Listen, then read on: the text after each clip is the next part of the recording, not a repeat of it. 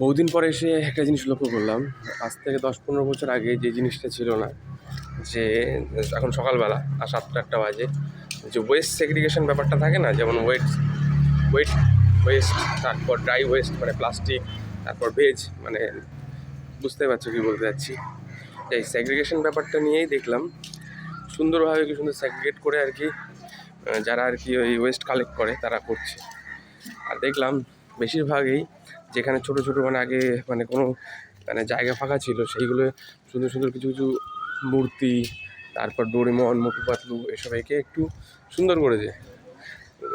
ধীরে ধীরে চেঞ্জ হচ্ছে, কিন্তু একসাথেই ওই ওই সব কিছুরই মানে এত সুন্দর সাজিয়ে গুছিয়ে রাখা, যেমন নেতাজির মূর্তি এরকম মানে সাইডে ওই কর্নারে কর্নারে সেই বিহারি বলছি না, মানে ওই সেই গোটখা ফটকা মানে জিনিসটা এখনও অনেকটা চেঞ্জ হয়।